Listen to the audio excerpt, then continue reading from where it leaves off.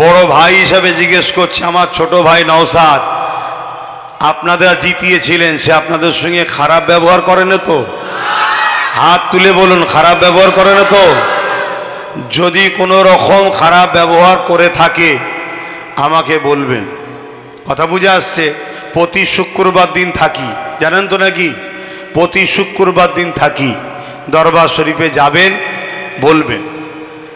কেন? বড় ভাই হিসাবে দায়িত্ব তার ছোট ভাই যদি ভুল করে তাকে শিক্ষা দেওয়া। তবে মনে রাখবেন, নবী বংশের আওলাদ, জবানার মোজাদ্দেদের খুন, এটুকু আশা রাখা যায় চোর চিটিংবাজ গাদ্দার ধোকাবাজ হবে না। কথা বুঝে আসছে? এইটুকু আশা করা যায়। তারপরেও দোয়া করতে লাগে আল্লাহ ওকে দুনিয়া আখেরাতের কামিয়াবি দেন।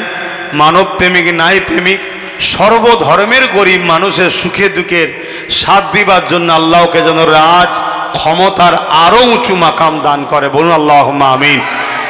আপনারা আমাকে সন্তানের মতো, ভাইয়ের মতো ভালোবাসেন? হাত তুলে সাক্ষী দেন। ভালোবাসেন?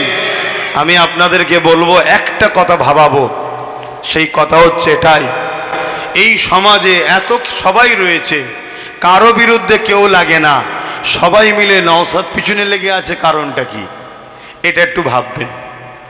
ওখানে পূর্ব মেদিনীপুরে শুভেন্দু অধিকারী দিন রাত সাম্প্রদায়িক কথা বলছে, দিন রাত জিহাদি বলছে।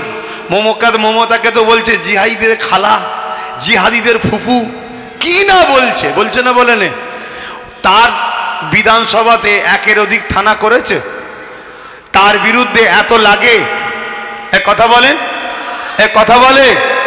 কিছু কিছু মুসলিম ঘরে জন্ম লিয়া মুনাফেক মুসলমান, তারা এমনও তো বলে নোংরা নোংরা কথা, কিন্তু ওই সকলের বিরুদ্ধে, ওই সকল জালিমদের বিরুদ্ধে কথা বলে? বলে না। ভাবুন, এর ভাবার পিছনে কারণটা আছে, ওটা আপনারা ভাববেন। কেন? আমি আব্বাস সিদ্দিকী, আমি এমনি এমনি একটা রাজনীতির দল খুলে দিয়ে নওশাদকে দায়িত্ব দিইনি। কি দরকার আছে আমার? কি করার দরকার ছিল? হ্যাঁ, অনেক কিছু চিন্তা করেছি, আল্লাহ বুঝিয়েছেন, আল্লাহর জানিয়েছেন।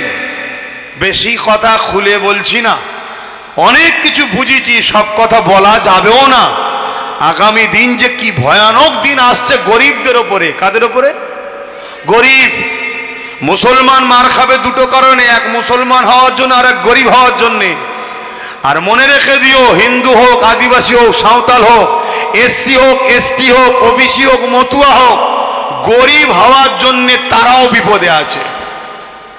অতএব অনেক কিছু বুঝে আমি তো এই লাইনে রয়েছি। এজন্য নওশাদকে বুঝিয়ে বলেছিলাম, দেখ তুই ওই দিকটা যা। দেখ, আল্লাহর মর্জি, সে আমার কথা শুনে রাজি হয়েছিল।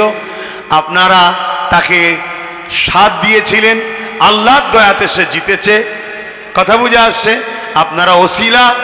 তা আমার ভাই, আশা রাখছি আপনাদের সঙ্গে খারাপ ব্যবহার। জুম্মায় দরবারে বসে থাকি, আপনি আসবেন, আমাকে বলবেন, লিখিত দেবেন, জানাবেন, অবশ্যই আপনার পাশে দাঁড়াবো। এটা আমার মানবতা, আপনার হয়ে কথা বলবো। কিন্তু মনে রাখবেন, বিরাট বড় চক্রান্ত চলছে।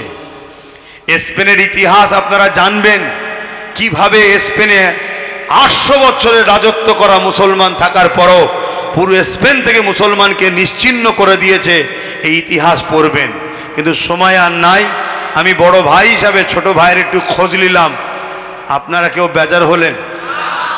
বাকি কে বেজার হচ্ছে ওটা তো জেনে লাভ নেই।